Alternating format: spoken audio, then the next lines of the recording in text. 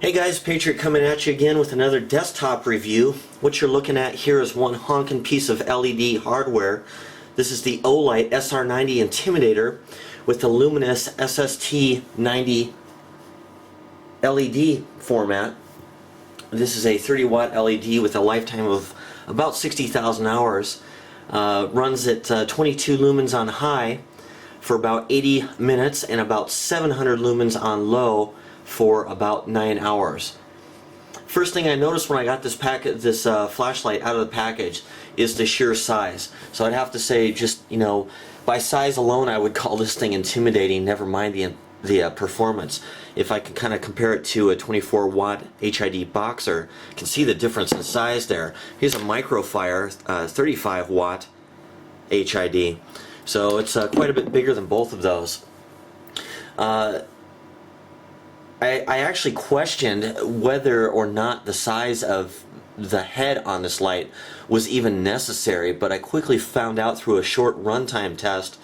About 25-30 minutes into my test, the head temperature here on the fins registered about 135 degrees Fahrenheit with my infrared thermometer. Now that was a static test, there was no air blowing over it, with an ambient temperature of about 60 degrees, and it still got up to that temperature. I put a leaf blower on this to cool it back down, quickly dropped it to about 110, 112 degrees with that positive airflow going over it. This light is completely finished in Type 3 hard anodizing. Hard anodizing by its very nature is Type 3. Type 2 would be a thinner anodizing. I really commend Olight for doing that, because a lot of even very expensive HID lights are still not hard anodized. So I'm really impressed with the quality of that finish and the machining on this light. We'll move in here for a look at the tail cap. Run you across the battery pack. You can see it's got Olight's signature knurling on there. These are rectangular blocks instead of the classic square blocks that you may have seen on some of their smaller format LED lights. And you can see the big fins there and the actual profile of the head of the light. All of this is fin sticking out, all of the extra size. The outside dimension of the head is about 100 millimeters. The inside dimensions being about 90 millimeters. Uses a very thick piece of glass that is coated to reduce reflection and to transmit light through. You can see kind of that, you can see the blinds in the background there, kind of that bluish greenish hue. It's got very nice coatings on these lenses. We've got a couple of lanyard attachment points. Looks like some kind of a brass alloy of some type. I'm not sure what it is. They're not real loose. They do slide, but they're under a certain amount of tension, so there's absolutely no rattle, which I really like. Up at the business end here of the head, you can see this big SST90 LED. You'll see some very small imperfections there in the reflector. This would actually be considered a very high quality, high polished reflector. If I put my finger in there, you can see a little shadowing, and some of those machine marks are detectable. But when we look at maybe a light like the Microfire here, you can see how those machining marks are much more pronounced, much more frosted. If I look at the Boxer, more of a orange peel, still reflective but quite orange peeled, and that's just to kind of diffuse that light a little bit. I like that they put a nice high quality reflector in this light, and again the dimensions are, it's about 90 millimeters across for the reflector size. Now if I compare that to the PH50, this is the Polarian, you can see that this is absolutely glass smooth. There is no hint of machining lines in that reflector whatsoever. But remember, we're talking about a $2,000 light. The reflector alone here is probably close to $300 or $400 if you were to buy that electroformed reflector separately. So when we're talking about the SR90, We're in the $450 MSRP range. You can typically get this for somewhere around $415 to $425 from the dealers with discount codes. You can even pick these up for a street price of about $300 to $350 off of various forums, Candle Power forums, Marketplace probably being the best one to get this light from if you're going to purchase it used. Sorry about the voice, guys. I'm a little bit under the weather today, but kind of wanted to do something here, so this is what we're doing, and I'm on my 4th take. I really needed to get the time of this video down to within the 15 to 18 minute range, because the first take was, seriously, it was about 35-45 minutes. It was a nothing fancy length review, which is fine for him, just I like to keep mine a little bit shorter, plus the editing, if I have any, is a lot shorter as well. Let me go ahead and take this light apart for you. I'll disconnect the battery pack from the head. And just to kind of give you an idea of the head size of this light, it's pretty massive. You can see both the battery pack and the head assembly are about the same length. It's easy to think of the battery pack as half the light, but when this portion is about $120 separately, the business end is all in this portion of the light.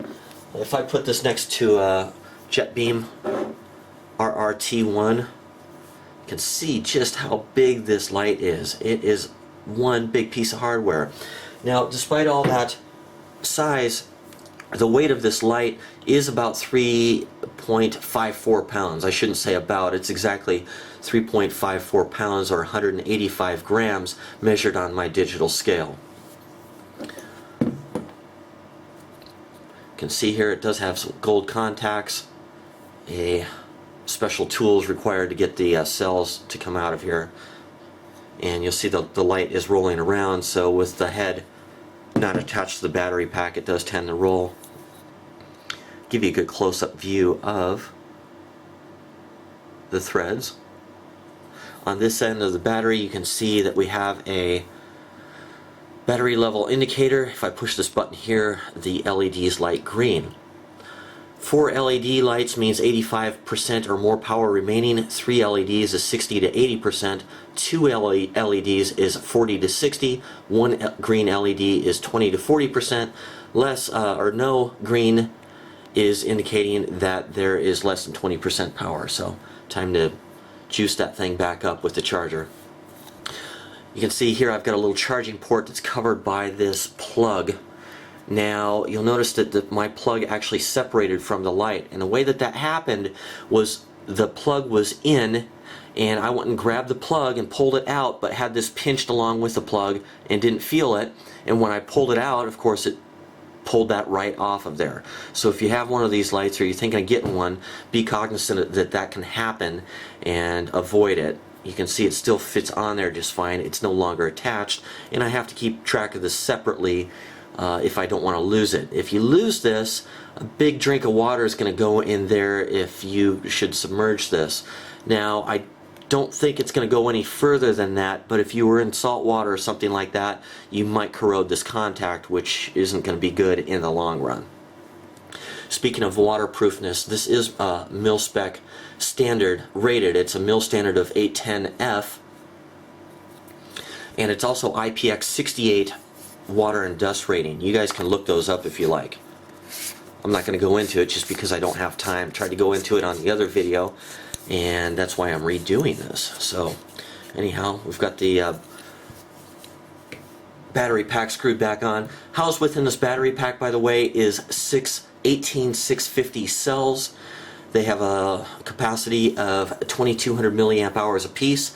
I would, since Olight has been upgrading and offering us some improvements such as car chargers and filters, which I'll show you later, I'd like to see them up the individual cell capacity to 2600 milliamp hours, perhaps even 2900 milliamp hours. There's some good cells out there like the Ready Last and AW at 2900 milliamp hours, and I'd like to see those incorporated into this. You know, even if it cost a little bit more, that's quite a bit more capacity, and it would make a great light even better.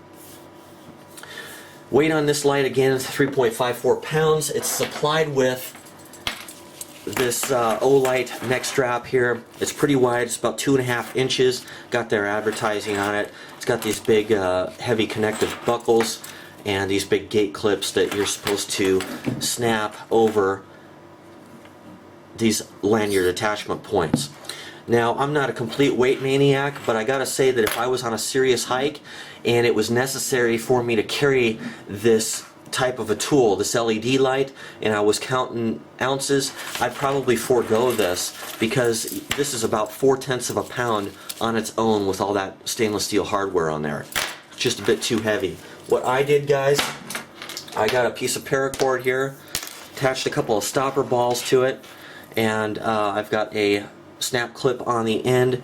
What I can do is snap this front on, and I've got a loop over the back here. I've got a stopper on the end. I've got a knot tied in the end so I don't have the pressure pushing against the stopper. I've got a couple of stopper balls right here. I put it over this machined groove in the light body, or the battery tube, and I run these two stopper balls up there just nice and tight, and you can see it fits into that machine groove and it doesn't go anywhere. Now I can actually carry this, I can dangle this off of the right side of my body, between my body and my arm, loop this over my neck, and sort of have it as a, I don't know, what would you call it, purse carry, satchel carry, whatever you want to call it. This would be kind of looped over the left side of my head, over my neck, and then this would just kind of hang at my right side. Now you can quickly reach down and actively guide this if you want, but it also affords you to have your hands free in case you're working other things. Maybe you're working with a map and compass or GPS, and this is just shining out in front of you. Now this beam is pretty directional, so when this thing's pointing out there and you're walking with it and it's just dangling at your side, sometimes it's pointing up in the air, sometimes it's pointing down at the ground where you don't necessarily need it. They've recently introduced, Battery Junction has introduced some filters for this light, and I've got those up on the screen here. I'm just going to zoom in on the SR90 filter. You can see the Olight diffuser right there. I called it a filter, I meant to say diffuser, but basically this is going to be a real nice tool. This is going to be great for the type of carry that I was just talking about, where you need an area light or a floodlight. So we might be actively searching at long range with this light, but other times you might just be walking with it at your side and you just need a good amount of general light so that your eyes can scan the area. For that purpose, the filter is going to be excellent on here. And by the way, I just wanted to point out that I'll always prefer a throw light if I can only take one, as opposed to a floodlight. And the reason for that is that you can turn a throw light into a floodlight with the use of different diffuser methods, whether that be reflectors or attached diffusers like the kind I just showed. But you can't turn a floodlight into a throw light. You can't do it the other way around. So having a throw light that turns into a floodlight is a real nice thing. Wanted to also show you on here. Okay, they also have a Olight car charger. This is going to be for the SR90 and the 91, and that's a real handy field tool here. It's only 19 bucks, which is pretty cool. So some real affordable stuff. The Olight diffuser was 25 bucks, by the way, which is right up here at 25 bucks. So a couple of tools that I'll probably be including in my SR90 kit. So I would say that the selling point on this light is going to be value. At $120 price power packs, that makes that real affordable. This light is built to last. You're going to have this a long time. In an HID light, and the reason, by the way, that I'm comparing HID lights to this is because this is the first format, or the first LED.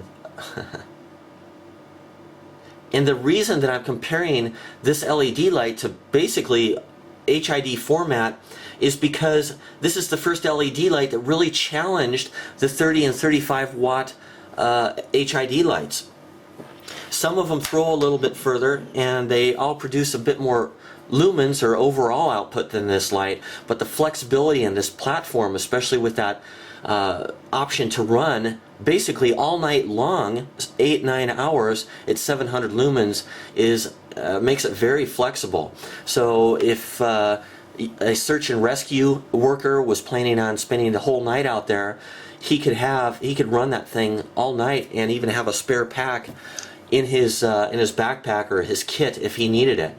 A serious sportsman might have this to locate a downed animal. Maybe he's got an elk or a moose out there in the field that he's put an arrow through at last light, and now he's really got his work cut out for him. Having a lot of light out there is really helpful. I've been in that situation myself with an elk on the ground.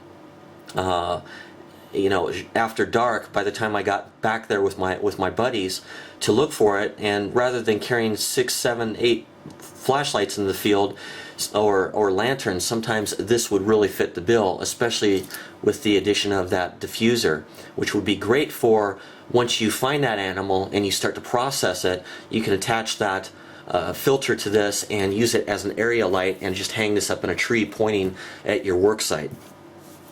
So maybe a smoke jumper, somebody who is going to need light all night long or would need to be able to signal, could use this. Let's run through the modes really quick, guys. This light is always going to turn, it's a 3-mode light. You have high, low, and strobe.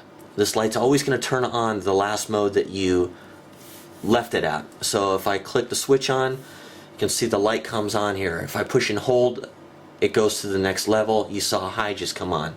Push it and hold it again, it goes down to low. If I double tap the switch, tap tap, it goes to strobe. Strobe mode will run for about 140, 150 minutes, and it's a 10 hertz cycle, so it's a real intense kind of strobe. My buddies and I actually took turns charging one another in a dark room with one of us holding this light in strobe mode, shining it right at their face, and you're virtually paralyzed. I mean, you can start to run, but immediately you get the feeling that you're going to run into something, whether it be a table or a desk or a wall or a door or whatever. You can't go very far with that thing blasting at you. So what do I think of that user interface that Olight decided to go with? I love it. I love that it's not overly complicated. Some of these lights have 5, 6, 8 modes on them, and I really like what they did with this, because I'm going to be using this light at full bore, or I'll probably be using it in economy mode, which in this case is 700 lumens for 8 or 9 hours, which is going to get you through a whole night of operations, whatever that operation might be.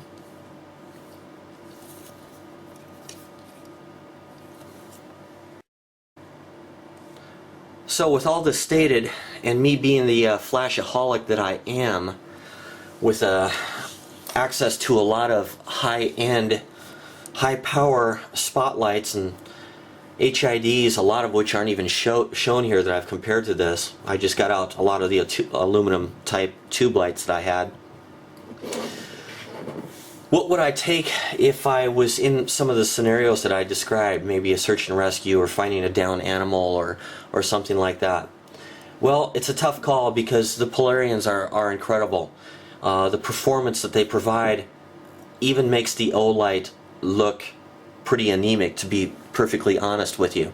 I mean, we're talking about 5,600 lumens in the case of the Night Reaper, and these lights register peak lux 3 to 4 times higher in some cases. In fact, I would urge anyone who is thinking of spending $200, $300, $400 on a HID light, whether that be from a manufacturer on Candle Power forums or on eBay, I would save the few extra bucks and buy this light. I think you'll be more satisfied with it overall. Comes up a little bit short on overall lumens, but I promise you, as a person who has a lot of big light experience, that you won't be disappointed in the output of this light. It is utterly fantastic, to be quite honest.